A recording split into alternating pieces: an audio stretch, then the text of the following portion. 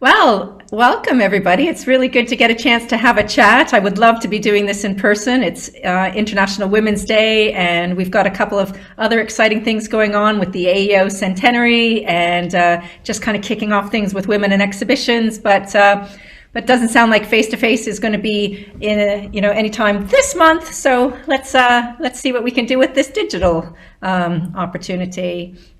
So maybe, Emma, do you want to kick off a little bit about the AEO for those people who aren't familiar, and then I'll talk a little bit about women in exhibitions. Yeah, of course. The AEO has obviously been around 100 years this year. It's very much an association for the sector with its sister associations, ESSA and the AEV. It's got a working group of a board of 20 members, and also several working groups for other people to get involved. Excellent. And just as of a couple of days ago, I've taken over as the UK chapter president for Women in Exhibitions, and we're really a network that is getting together to support and nurture women in the exhibition industry and make sure that they have the support that they need to achieve their personal best, really. So that's a little bit about Women in Exhibitions. Maybe we'll do an introduction of who we are on the panel. So maybe Alison, do you want to kick off? Hi everybody, my name's Alison Jackson. I started in exhibitions 30 years ago, so that makes me ancient. And I did it to pay off my student overdraft, and I'm still around, so I guess I must enjoy it. And I've worked for many companies, small and large, public and private, and conferences and trade exhibitions. Excellent. Rachel? Hi, I'm Rachel Swann. I'm the Finance Director for DMG Events Energy.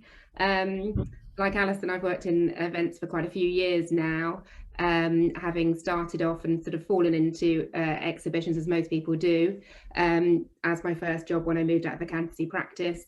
I always liken working in an event to sort of Marmite. You love it or hate it. Thankfully, I really love it and think it's an amazing industry to work in. Excellent. Emma? Hi, I'm Emma Barrett. I'm MD of Broadway Events, and I also sit on the board for the AEO and Women in Exhibitions. I've been in the exhibition sector for nearly 20 years now. I fell in love with it, that whole thing where you spend a year creating something and then getting on site and seeing it all come together and creating those relationships. I, again, fell into it, loved it, and have just never left. And my name is Hoinkes, and I'm the Managing Director for Montgomery Events, part of Montgomery Group.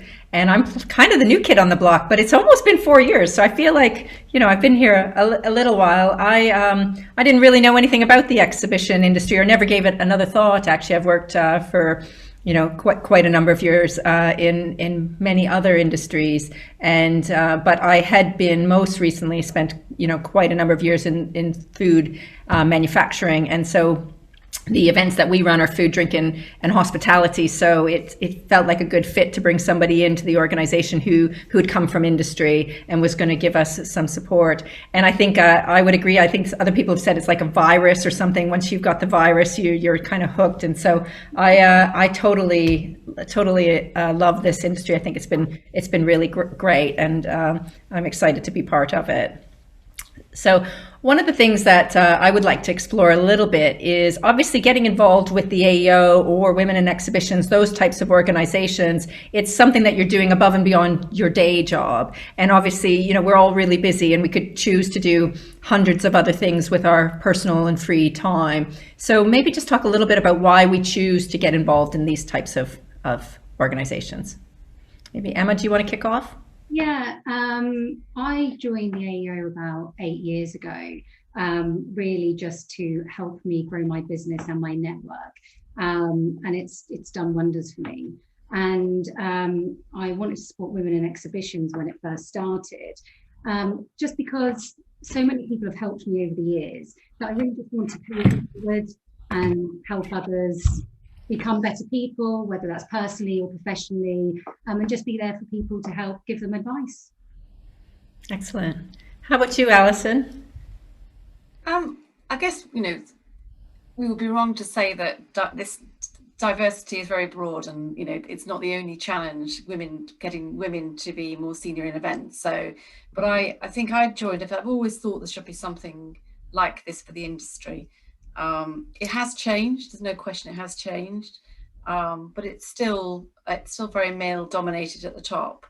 And I think there are massively talented women in this organisation, in this industry, sorry. And sadly, over the last decades, I've seen talent leave for various reasons. And I want to give I've got an 11-year-old daughter. I'd hate her to have issues. I actually haven't had many issues. I've been very, very lucky, I have to say, but I have witnessed women sometimes struggle in this industry. And I want to give something back, because I just think, there are some brilliantly talented people in this industry at all levels, whether they're in finance, marketing, sales, operations. And I kind of feel we need to be encouraging people to be the best they can, even if they don't want to be the CEO. They can still learn, develop, and improve themselves. Absolutely. Rachel? I'm keen to invest time back into the industry that I'm passionate about. I'm on the finance working group for the AEO and also vice chair of the development board, and I'm also privileged to have been asked to join the women exhibitions, which I'm looking forward to being part of. I like to add my voice as well to give a different perspective on things, and also sort of champion the back office functions that aren't always recognised. We don't have categories for them at any of the awards. So I'd like to give some sort of recognition to the finance teams, the IT teams and HR teams, and I'm sure there's some others as well, that really support the exhibition industry and everybody else who's trying to do their job well. Oh yeah, that's excellent. Yeah, good, very good point. So I think very similar for me. I think it's just really important to give back. I mean, I have come from a number of other industries, so I've worked in various types of manufacturing, from automotive, cosmetics, nuclear, and I started my degree in the military. And so I'd say that I had always worked in quite male-dominated industries and found, different challenges at different times. I think for the first part of my career, I was like horrified if anyone noticed I was a woman. I just kind of was like, no, I'm just like all the rest of you guys. I just want to blend in here. And it took me a while to feel comfortable with not being like them and being authentically who I am. And so I've really struggled at different times in my career with that. But I did think when I first joined this industry that there was a lot of real big positives. There are a lot of women in the industry. So we're not in a situation where, like with engineering or the military, where that we were really a small percentage and trying to have a voice. There are a lot, but like Alison said, I think that a lot of the talent doesn't stay long enough always to reach their full potential. They leave for different reasons, and I think there's a lot that we can do to try and unpick that and provide better supports for everyone. I think that, Emma, you talked a little bit about networking, and so these opportunities through the AEO and Women in Exhibition are really that, first and foremost, it's an opportunity to network. So maybe could you share a little bit with us in terms of how networking has really helped you in your career and the value that you've seen in it?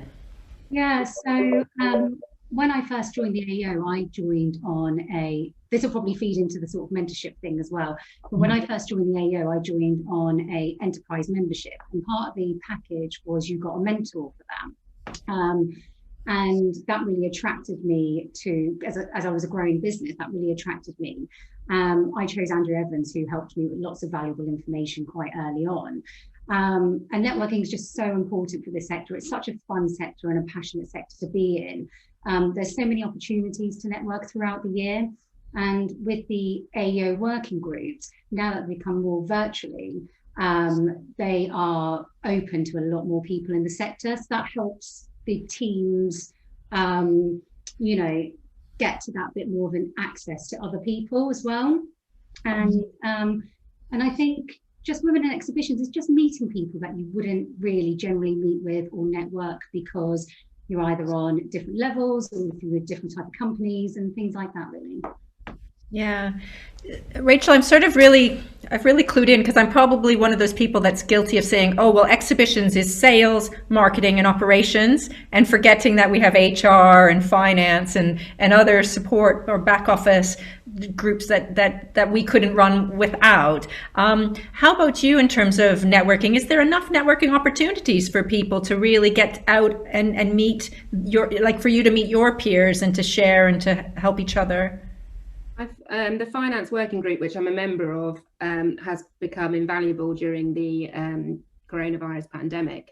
I think people have really found that to be useful, whereas previously, before that, we were sometimes finding it difficult to find topics to talk about, and we were definitely finding it hard to meet up in person and find the time to meet up in person. But since we've been doing Zoom calls and had so much to talk about, they've been really, really useful. And I know that everybody across different companies have really benefited from those meetings. We've had lots of topics to talk about. People have been struggling with, cash flow, exhibitors' terms and conditions, people cancelling, could they get refunds on VAT, and sort of boring things, but things that keep companies afloat and are really, really important. So, I mean, that is specific to finance, but networking in general is great, and I do feel that especially the Women in Exhibitions group will hopefully help people throughout each company be able to network with each other at different levels. Whereas I think quite often there's only a couple of tickets available for the AEO conference, for example, and therefore they're given to more senior people. And it would be great to get people networking of all different ages and different career, who are at different levels of their career. So hopefully we can facilitate that through the Women in Exhibitions group as well. Yeah, I would agree. I think that was one of the things that attracted me to, having sort of a separate group, Women in Exhibitions, is this opportunity to create networking for people at all different levels. Because you're right, we'd look at the different opportunities with the AEO, and they were, we couldn't send everybody, and I think that everyone can benefit from networking.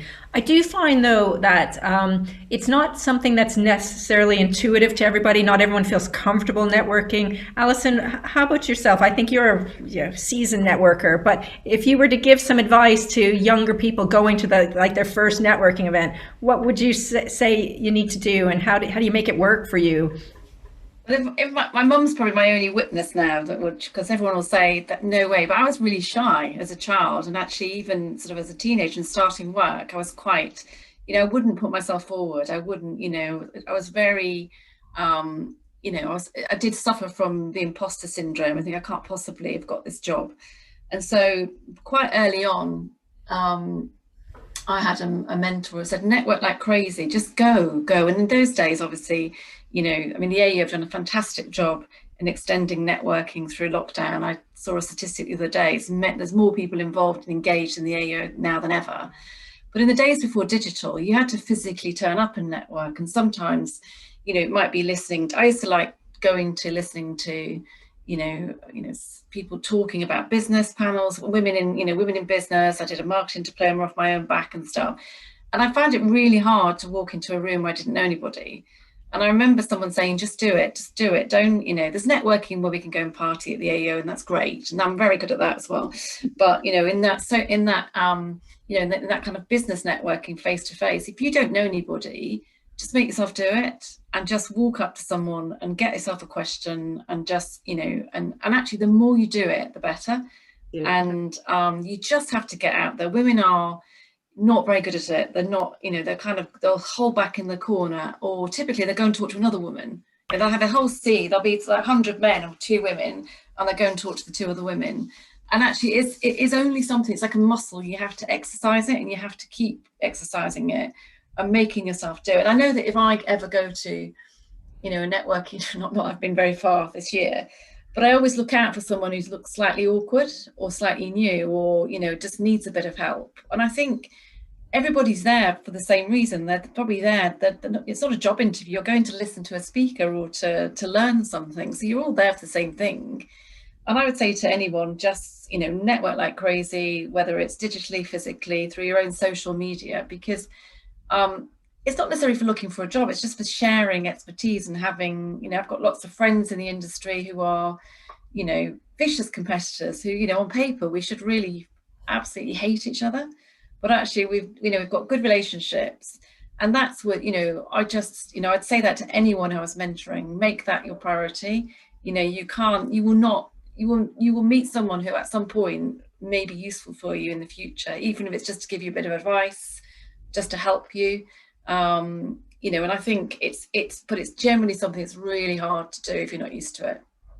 Yeah, I would agree. I do actually set a kind of a goal for myself. So I will say to myself, okay, for the first, 45 minutes, you've got to go in and meet 5 different groups of people. And I deliberately go and find groups of men standing there all by themselves with no women, and kind of insert myself and try and get engaged in the conversation. And but it isn't easy, and I do have to, in a sense, hold myself, to count to do it. But I do. Well, normally you can get a delegate list in advance. So have a look, see who's there, email someone, even if you email someone out of the blue, and just, it's actually, but it is definitely something you have to keep. I mean, it's easy for me to say now, but I really found it hard in the early days, even my own shows where I was supposed to be the exhibition director, just going into parties and like talking, but it's just something you just have to keep doing. Yeah, definitely. And so a more formal element of support is the mentoring that Emma touched on, and you've touched on it as well, Alison. Has for anyone who's listening who maybe has never been a mentee or mentored, any sort of thing that we can share in terms of the value of being one or the other, really? Rachel, any thoughts for you on mentorship? Yeah, recently I've just acquired a mentor from somebody completely outside of the industry, actually, which is sort of a different approach to, you can either obviously have one that is within the industry or without outside the industry. And I've only just started forming a relationship with him. But I think, the key is, about forming a relationship, setting out early what your expectations are and what you're hoping to achieve, and learning from people's knowledge. It's also helpful to, between meetings, write some notes as you go through sort of your working day or your working week, and think, about that problem, or I'd really like to ask them next time I speak to them, and see what their opinion is. If you're facing, a difficult challenge, or you just want someone's, opinion on something that you wouldn't necessarily want to go to your line manager about. So I'm just starting out on my journey, so I'll let you know how it progresses. Excellent. What about being a mentor? Has anyone been a mentor and found that was really valuable for you, for yourself? Well, anyone who knows me knows I love a bit of mentoring. I have about 100 mentors who are really probably just friends, who I call all the time. So like, you ladies must be very bored of me over the last year. But I've also I'm utilising the Women in Exhibitions mentor scheme, and I've chosen Simon Foster. But I'm also a mentor on that scheme, and it's my first time actually being a mentor, and I was a bit nervous about it, but we've already got 3 people lined up who, one of them's Alison's colleagues actually, who chose me. And the one thing I've just said to them all is, come with lots of questions. I'm a very open book. I don't mind what you want to ask me, and if I can't give you the information, I'll know where to get that information from to help you. And it's all about how to develop them, and what they want to get out of it. So it needs to be very much led by the mentee, I feel, because that's how I've utilised it when I've worked with mentors. Is it imposter syndrome that I think Alison mentioned earlier? Do you think that's the issue with being a mentor? Feels like, oh well, that's for people that are like way up here, but that's not quite me, or I'm sure there's someone better. So I've certainly felt a bit, yeah. I mean, I think because I've had so many great mentors, and I'm, when I'm doing it, I'm a bit like, oh my God, what can I possibly teach this person, But I think, Rachel and Emma just touched on it. It should be led by the mentee, and actually, it's an investment in time. And I've had lots of mentors, and I've only mentored 3 people, and actually it's really clear that it's been more successful when the mentee has really wanted to do it. And actually even myself, when I've been in larger companies and they say, we've got you a mentor, and you kind of, I don't know, for whatever reason you haven't clicked or it's not worked, unless you're the mentee that's investing time, taking notes, writing notes, as Rachel said, outside of the sessions, thinking I must ask this person this question.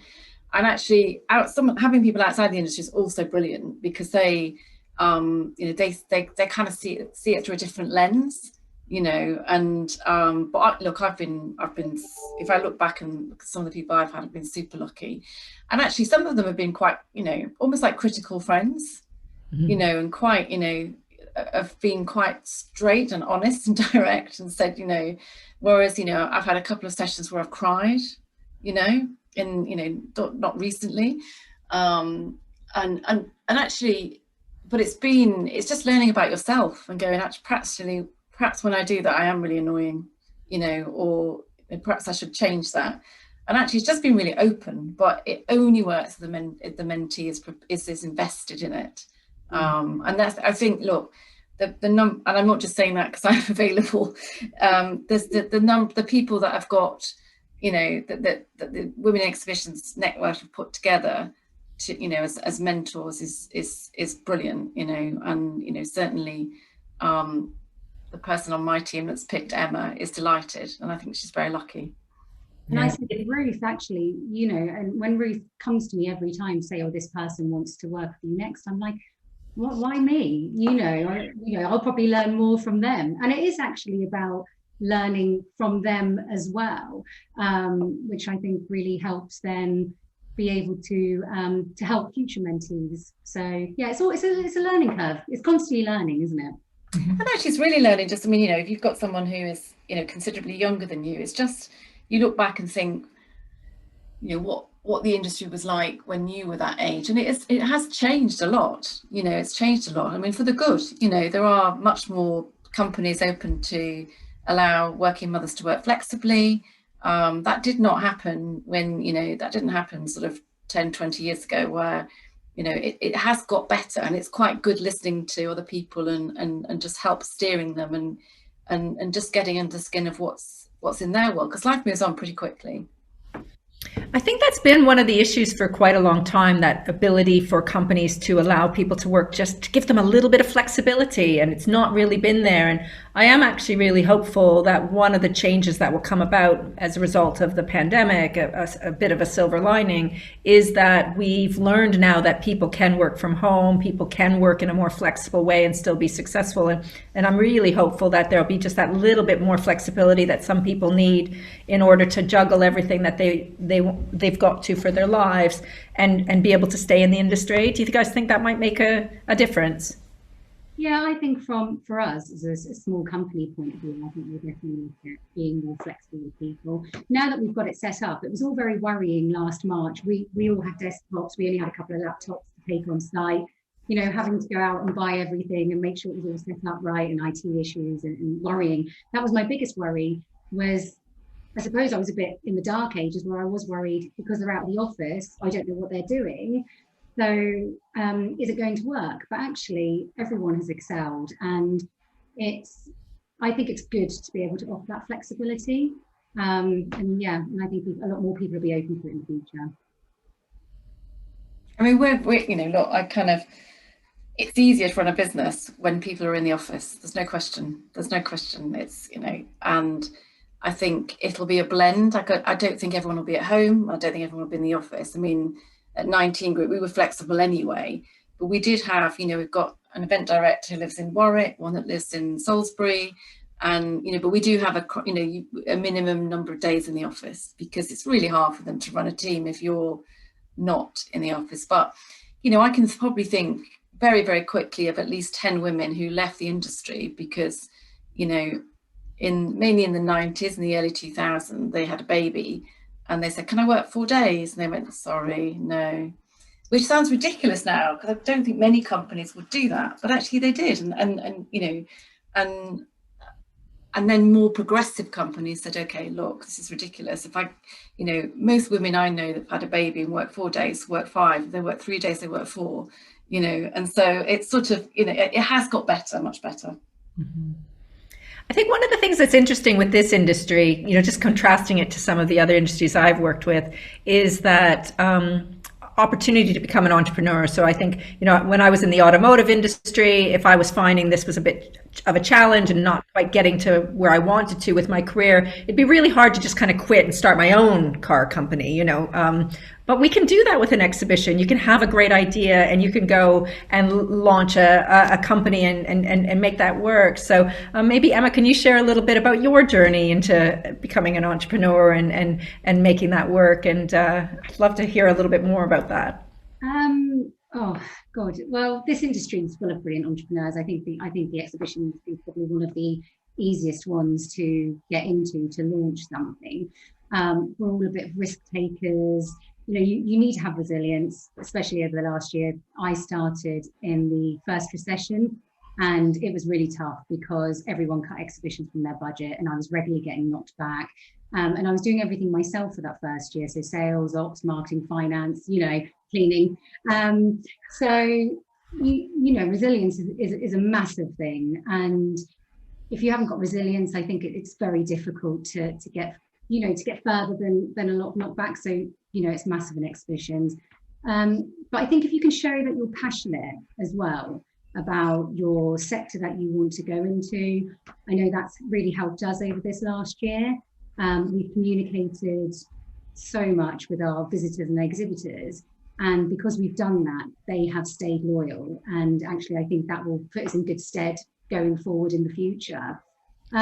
But the main thing is that I've just worked really bloody hard. It's exhausting. It's not easy. I still work 90 hours a week or whatever. I've never worked harder than I have over this last year. We haven't even run any events.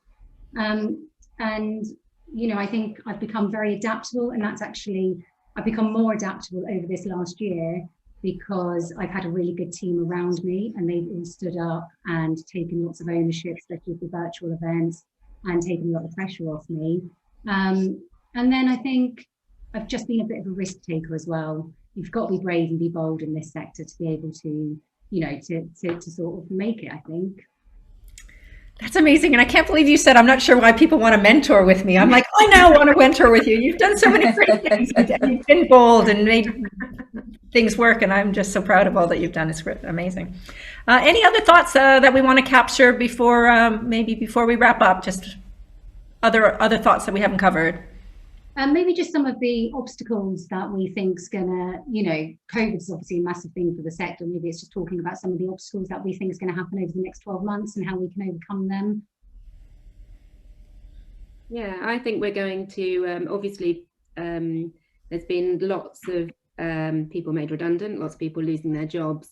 But hopefully over the next year, we'll be returning to pre-COVID levels of trading, and we'll be looking to hire people. But not necessarily with the same skill set of the people that we lost. So I think there's going to be a bit of a skills gap where going forwards we may be trading in person and digitally as well, and having hybrid events. I know we're planning to do that at DMG events going forwards. So there's people who've had to learn new skills very quickly, the people that have been left in the companies learning to sort of run online events.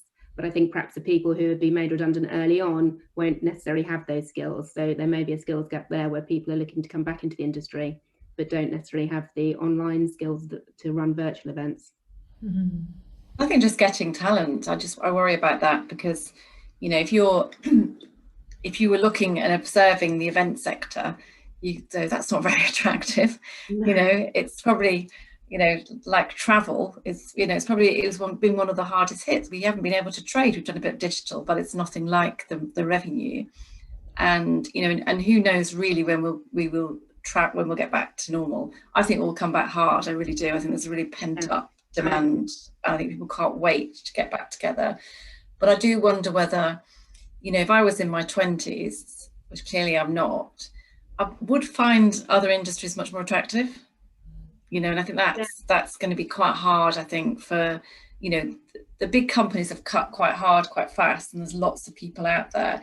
So actually the first wave of talent to get back to actually run shows, maybe the end of this year, I think we'll be fine. But I think long term, it's making the industry more attractive. And I think we will need some different skill sets. We've got, we're repurposing people we've had to learn fast about digital, and we've done some things, and we've been great, and it's been an interesting journey. But I think to make the industry more attractive to women and men, I think it's going to be a challenge for the next few years.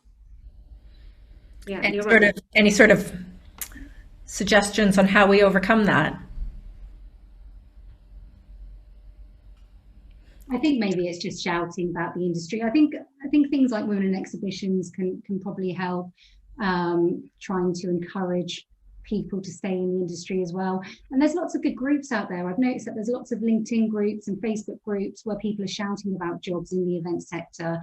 and maybe it's about us really selling the industry and why we're still in it, to be able to encourage people really to come back, or to attract new people, because actually I think events going forward are going to be more community based. So live events are probably going to be just part of their portfolio. Yeah. We'll focus a lot on content and digital products as well. So we're going to need our skill sets for that. And I think that's where some of the growth will come into for the industry. Yeah, and the AEO's got, sorry Rachel, you go. I was just going to say, previously we've also been involved in graduate schemes and internships and things, which we haven't done for the last year because we've just got a bit distracted with COVID. But that would be a good thing for companies to get back involved with, and starting off sort of at the lower level of when people are at university. Agree. And I think what this year has probably proved to all of us is that the industry probably hasn't been as good at promoting itself. Yeah, agreed. Which is why right now AEO are going to grow now, because they always say the same thing. We should be treated exactly the same as retail. We shouldn't be. My husband is CEO of a retail business. No one is asking him about his airflow in his 250 stores and testing and sizes of aisles and layout. And so, we need to be communicating harder with government and communicating harder with, universities, attracting talent, and just putting money into, making the case for exhibitions, because, it must be a great place to work because so many people stay in it. And there's so much creativity, so many great people, and it's just, it's getting new talent and retaining the talent that, may look over at other industries and think that looks sexier than events, and if there's another pandemic I might be at risk. So I think it's all part of the AEO's work to raise the profile of exhibitions and how important they are for the economy. Mm-hmm. Yeah. And it is they are trying that. I think they have put quite a bit of budget into that, so going forward hopefully we will be recognised more, because it's not fair that all of these other sectors have had lots of funding over this past year. We've, as a small business, we've really felt it, and we just have to be, as a small business, we were quite lucky. We can be a bit more agile, but it's not fair that we're not getting any of these grants. And even if you look at the arts and culture sector, who have had them, last year they had that culture fund, and now they're getting more money in the budget today. But yet we'll be forgotten about, and we know now that this can't happen again. Yeah, I think we'll have I think everyone's learnt the lesson, haven't they? They've kind of, this can't happen again, and probably, it's probably of our own making. We're all doing really well, and carrying on as normal, and the pandemic's probably, come as, even though it was a number one thing on the National Risks Register but forever, much more than terrorism, it just came as a huge surprise to us all, didn't it? Like, oh, pandemic, and I think when trade has been interrupted as it has, I think we should never forget the experience of this year. Yeah, agreed. Absolutely. And then I think there is too just the power in each of us as individuals, and everybody who's listening to this, and everybody in the industry, just sharing their love of the industry and promoting it to their network, and really trying to make the case for why this is a really, really great industry to be a part of, and all the things that we love about it. I think that there's many, many people who would love it too. Coming from the outside, it wasn't something that I had known much about. And I can't believe, if I'd found out about this industry much, much sooner, I would have been in forever as well. It suits so many personalities. I think if you love to plan, and you love to make stuff happen, and you love people, and I think it just can tick so many boxes for so many different people. But it isn't a large industry, like large enough to have, where everybody kind of thinks of it as one of the standard ones. So just sharing as much as we can with our own, outside the industry networks, to say, give this a chance. And I think, making a bit of extra effort that way. Do you think that you'll be in the industry forever now, Laurie? Yes, for sure. I've got the virus. Maybe we should use a different word. You're right there. Okay. And before we wrap up, any other last thoughts that we want to capture? No, just utilize. It's just about getting the message out about how important it is to utilize your network. You know, networks this year, over the last year, have just helped me on some of my lowest days. And yeah, you know, there's lots of networks there for people, women in exhibitions, AEO working groups, AEO board. You know, just put yourself out there and get involved. Yeah, I agree. I think the AEO is done brilliantly in expanding all its working groups, because, you know, it was in danger of just having the same old personalities on the board. I think I was on the board 10 years ago, and some of the people are still on the board, you know.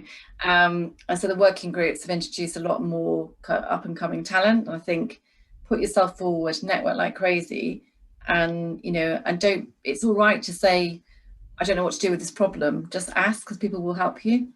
Definitely. And I think we're all looking forward to a brighter year ahead, aren't we?